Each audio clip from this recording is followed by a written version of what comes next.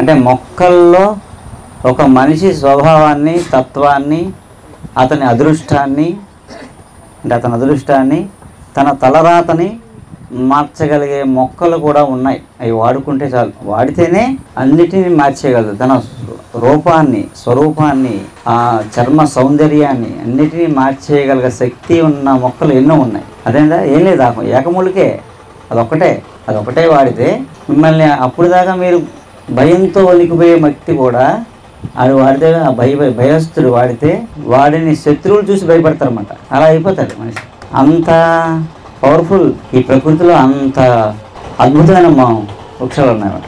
అవన్నీ ఎక్కడో హిమాలయాల్లోనో ఎక్కడో ఉండవు, మన పక్కనే ఉంటాయి. ఒకప్పుడు మన చుట్టూ ఇలాంటి ఇంకా ఎక్కువ మొక్కలుండి మనం అప్పుడు తెలుసుకోబట్టి వాడుకున్నాము. ఎప్పుడైతే వాడిని పట్టించుకోవడం మానేసామో, దేని యందు శ్రద్ధ కలదో అది మన దగ్గర ఉంటుంది. దేని యందు అశ్రద్ధ కలదో అది బంగారమైనా వెళ్ళిపోద్ది, ఉండదు, విద్య అయినా వెళ్ళిపోద్ది. అశ్రద్ధ ఉన్న ఏదైనా సరే వస్తువు, ఇప్పుడు ఒక పెన్ ఉందనుకోండి, దాన్ని చక్కగా రోజు మెయింటైన్ చేస్తాం అనుకోండి, మన దగ్గర ఉంటుంది. మన దాన్ని పట్టించుకోవాలనుకోండి, అటు ఇటు పోద్ది, మూలకు పోద్ది, కనపడదు. మళ్ళీ ఎప్పుడో గుర్తు వెతుక్కోవాలి. అలాగే మనం అశ్రద్ధ చేసి చాలా మొక్కలు పోగొట్టుకున్నాం. ఇప్పుడు శ్రద్ధ కలిగి ఎత్తుక్కుంటున్నాం. ఇక దొరకవు, ఇంటి పక్కన దొరకవు. అలాంటి మొక్కల్లో ఫస్ట్ మొక్క ఒకటి చెప్తాను. అయితే మనకు అందరికీ తెలిసిన మొక్కే, బాగా అందరికీ ఆ పేరు విన్నదే. కాకపోతే ఆ మొక్కలు 2 రకాలు ఉంటాయన్నమాట. అంటే చాలా విలువైనవి, శక్తివంతమైనవి మొక్కలు అంతరించిపోయాయి. వాటి ప్రతిరూపాలు ఉన్నాయి. ఓకే, ఆ స్థలాన్ని బట్టి, ఆ వాతావరణం బట్టి గ్రీన్ ఆకుపచ్చగా ఉండి ఒక పువ్వు వచ్చి తెల్లగా పువ్వు ఉంటుంది. లేదా కొంచెం నీలం రంగులో కాండం వచ్చి ఆకు కొంచెం డార్క్ గ్రీన్లో ఉండి పువ్వు మాత్రం వైట్గానే ఉంటుంది. అది తెల్ల గుంటగలవర. మనం మామూలుగా మనం వాడుకునేది. ఒక 30 ఏళ్ళ క్రితం, ఎన్నాళ్ళు లేదు, మొక్క అంతరించిపోయి 30-40 ఏళ్ళు అయింది. ఆ మొక్క అంతరించిపోయి ఇప్పుడు ఎక్కడ దొరకదు. ఓకేనండి, నల్ల గుంట కలవర. ఓకే, మళ్ళీ ఇలా చెప్పామనుకోండి, మనం ల్యాబుల్లో సూచించేసి మొక్క కోటి అని ఎమ్మెత్తుంటాం. అది తింటే ఏమవుదు, మనం పోతాం. నిజంగా అడవుల్లో దొరకవు.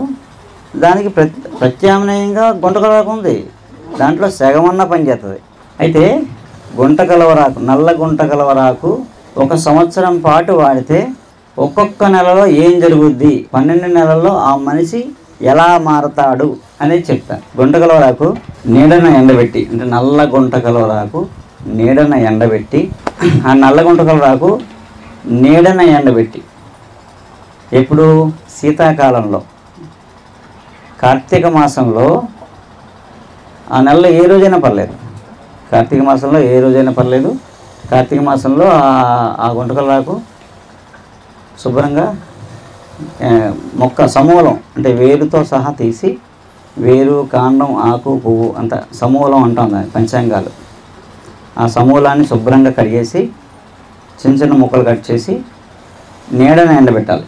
ఒక చాటలోనో లేదా క్లాత్ దాంట్లో వేసి నీట్గా దాని డస్ట్ పడకుండా నీడన ఎండబెట్టాలి. నీడన ఎండిన తర్వాత ఒక 4-5 రోజులు ఎండిన తర్వాత బాగా ఎండిపోద్ది. శీతకాలకి మొక్కలు వేగా ఆరిపోతాయి, తొందరగానే పొడి అయిపోతాయి. దాన్ని మెత్తగా పొడి చేసి వస్త్రతాళితం చేసి జాడీలోనో గాసీసాలను ఉంచుకొని ఎలా వాడమన్నారంటే, వాడే విధానం: ఒక పావు చెంచా పొడి, అరకప్పు పెరుగు, ఆవు పెరుగు, ప్యూర్ నాటావు పెరుగు, ఆవు పెరుగులో కలిపి రోజు పొద్దున్నే తాగడమే. తర్వాత మామూలు అన్ని భోజనం గీజ అంతా మామూలే. అరకప్పు పెరుగు, పావు చెంచా పొడి మోతాదు, ఒక 50 గ్రాములు పెరుగు, ఒక 2 గ్రాములు పొడి. ఏంటి ఇది ఒక్కరోజు కూడా మిస్ అవ్వకుండా, ఒక్కరోజు కూడా ఆపకుండా మీరు సంవత్సరం పాటు వేసుకోవాలంటే 12 నెలలు పూర్తి చేయాలన్నమాట. అయితే ఒక్కొక్క నెలలో ఏం జరుగుతుందో చెప్తాను చూడండి. అంటే ఇప్పుడు ఇది చేసేద్దామంటే ఆశ, దోశ, అప్పడం, వడ ఏమీ అది మొక్క దొరకదు, ఆ పప్పులే ఉడకవు.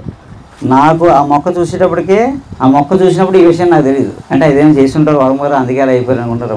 నేను అలాంటి వాళ్ళని చేయలేదు. ఆ మొక్క చూసేటప్పటికి ఈ విషయం నాకు తెలీదు. ఈ విషయం చేసేటప్పటికి ఆ మొక్క పోయింది. ఖమ్మం జిల్లాలో నేను పుట్టినూరులో బోళ్ళు ఉండే, నేను చిన్నప్పుడు చూశాను.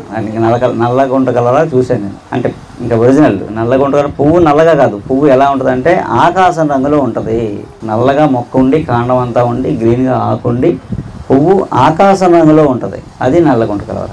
అదేంటంటే అది రోజు తీసుకుంటే, సంవత్సరం పాటు తీసుకుంటే, కంటిన్యూ తీసుకుంటుంటే నెలకి మార్పులు ఏం జరుగుతాయో చెప్తాను. మొదటి నెలలో మనకు ఉండే అన్ని రోగాలు పోతాయి. ఒక నెలకి మనలో ఉండే చిన్న చితక జబ్బులు, రాబోయే పెద్ద జబ్బులు అన్నీ పోతాయి. రెండో నెల వాడేటప్పటికి తెల్లగా ఉండే వెంట్రుకలు నల్లగా అవుతాయి. అంటే ముసలోళ్ళు మొదలెట్టినా వాళ్ళకి అది జరుగుతుంది అనమాట. మూడో నెలలో బుద్ధి బలం పెరుగుతుంది. అంటే మేధస్సు పెరిగిపోతుంది విపరీతంగా. అపారమైన జ్ఞానం వచ్చేస్తుంది.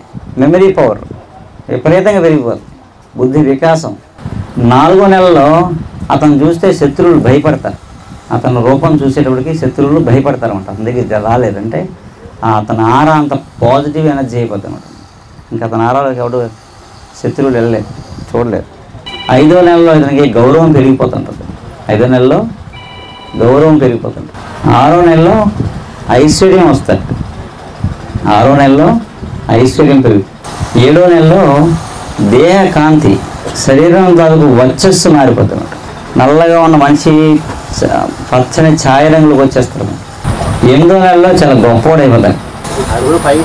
9వ నెలలో అదృశ్య శక్తి వస్తుంది. కావాలంటే కనిపించవచ్చు, అక్కర్లేదంటే కనపడతారు. 9వ నెల రేపటికి వాళ్ళకి అదృశ్య శక్తులు వస్తాయి. అంటే కావాలంటే కనిపించవచ్చు, అక్కర్లేదంటే కనపడట్లేదు.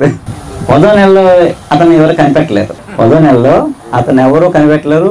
ఇప్పుడున్న జీపీఎస్ ట్రాక్లు కూడా పట్టుకోలేవు. 11వ నెలలో వీరుడు సూర్యుడు అయిపోతాడు. వీరత్వం, సూరత్వం వచ్చేస్తాడు. శరీర దారుఢ్యం పెరిగిపోయి వీరత్వం, సూరత్వం వచ్చేస్తాడు. బహు సూర్యుడు అవుతాడని చెప్తారన్నమాట. 12వ నెలలో మహాత్ముడు అయిపోతాడు. ఒక మొక్క గురించి ఎంత అద్భుతంగా ఇవన్నీ ప్రాక్టికల్గా వాళ్ళు చేసి చెప్పినవన్నీ. అలా అంటే అది మనకు కనిపించే మొక్కే. ఇప్పుడు గుంటకాలు కనిపిస్తుందా? కనిపిస్తుందా మనకి? ఇప్పుడు ఈ మొక్కనే పట్టించుకోవాలి, ఇది పోద్ది. ఈ మొక్కని పట్టించుకోకపోతే ఇది పోద్ది. దీని గురించి ఎవరో మంచి అద్భుతంగా రాస్తారు, తర్వాత ఇది దొరకదు. మన తర్వాత పిల్లలకి ఇది దొరకదు. అంటే గుంటకాల పచ్చడి తింటే మంచిదని చెప్తాం మనం. ఇది వాళ్ళకి మహాప్రసాదం. అప్పుడేమో గుంటకాల మొక్క దొరకదు. అందుకు మనం తెలుసుకుని దాన్ని కాపాడితే, అందుకని పంచితే పెంచబడుతుంది. మొక్కలు పంచామనుకోండి విస్తారంగా పెరుగుతాయి. మొక్కలు దాచుకోకూడదు.